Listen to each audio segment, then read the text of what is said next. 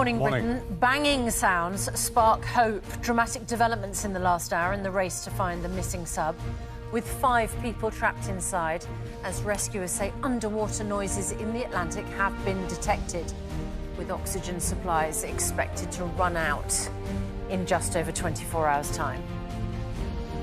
Inside the next hour, official figures are expected to show that inflation is slowing down. But with mortgage payments set to rise again and food prices remaining stubbornly high, we have practical advice and tips for millions of households struggling to make ends meet.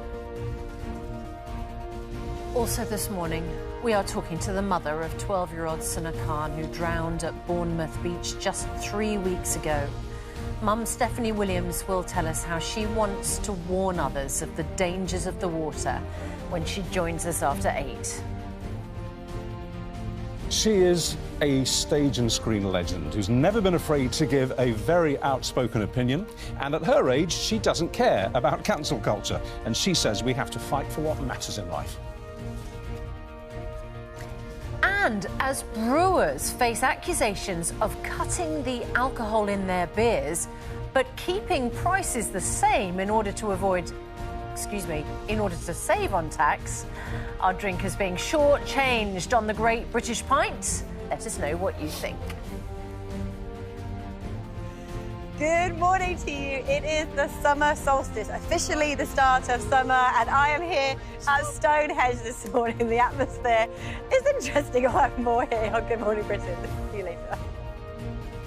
Wednesday, 21st of June, 2023. Live from Television Centre in London. This is Good Morning Britain with Susanna Reid and Richard Madeley. Sanest person there. There's a lot of interested people, Laura, in what you're doing this morning, and we want to know what's happening with the weather. We'll find out in a couple of minutes, but our breaking news this morning is remarkable. A Canadian aircraft involved in the search for the missing submersible in the Atlantic has heard underwater noises on sonar equipment in the area where the vessel disappeared. An internal US government memo has described those noises as banging sounds coming at 30-minute intervals. This could be it. The US Coast Guard says that time, of course, is running out to find the 5 people on board. Oxygen on the vessel is expected to be used up completely by around 10 o'clock tomorrow morning, UK time.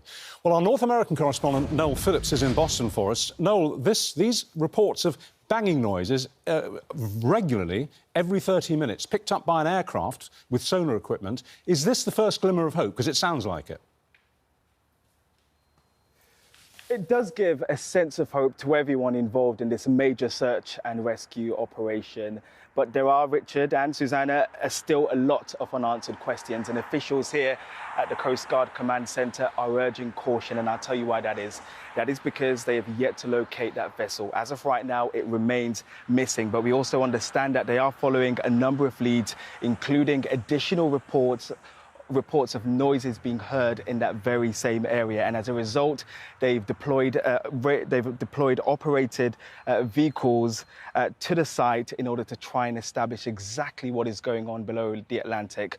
All this happening with just less than 24 hours before that vessel runs out of oxygen. This is the final image of the missing submersible, taken just moments before it began its underwater mission to see the wreckage of the Titanic on the ocean floor. With less than 30 hours of oxygen remaining and reports of banging sounds coming from the area where the vehicle was last seen, rescuers do not know whether they will have enough time to save those on board. This maritime safety expert told me about the technology being used by the Navy to try and locate the vessel. When they send a signal down there, they'll get a resonance, they'll get a picture back, a display.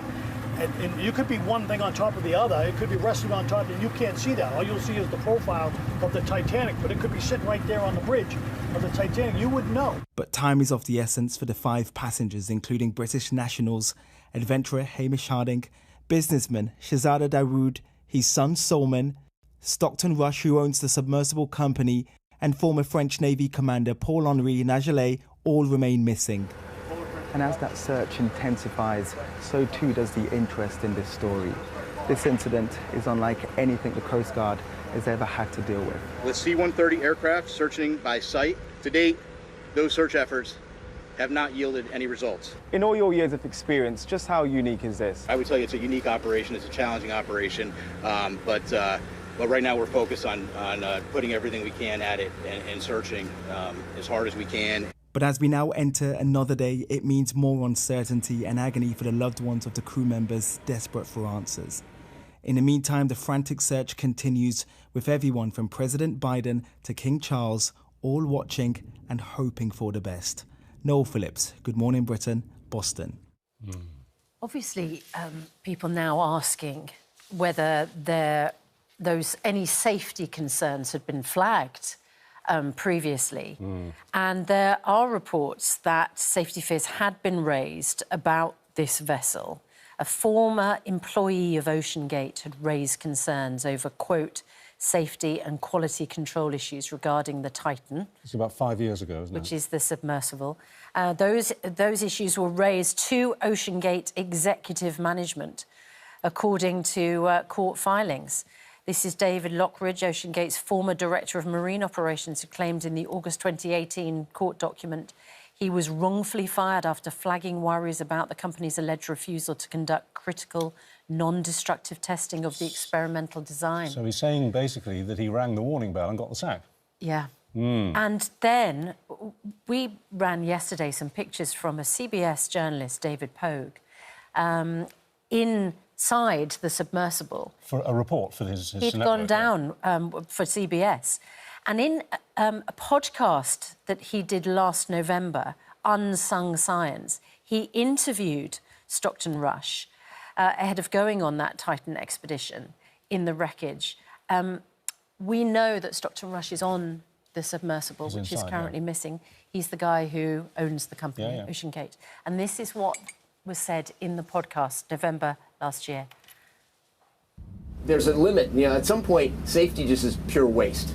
I mean, if you just want to be safe, don't get out of bed, don't get in your car, don't do anything. At some point, you're going to take some risk, and it really is a risk-reward question. I said, I think I can do this just as safely by breaking the rules. You see, what seems to be emerging from this story, unconfirmed, but strong vibrations about this, is that there's an element of hubris going on here.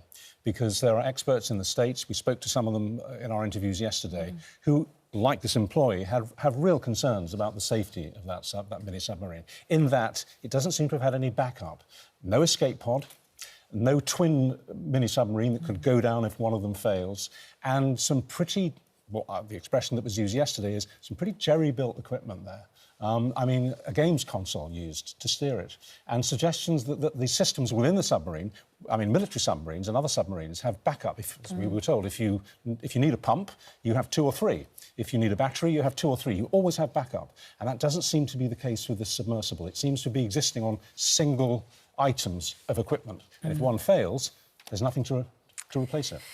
We are going to be talking this morning to one of the first people who ever went down to the wreck of the Titanic and had his own miraculous escape after it was a different, but it was a submersible, got stuck. He's going to explain what that experience is like. Got stuck actually in the wreckage of the Titanic. That's right, and obviously got out. But I know from listening to an interview that he did yesterday, this whole experience has made him feel very emotional. Well, he was stuck for an hour, wasn't he? And he thought, I heard the same interview, and he thought he died. He basically thought his time had come. They all did.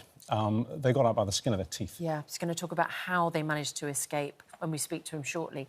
First, though, here's Sean with the rest of the day's news. Susanna, thanks very much indeed.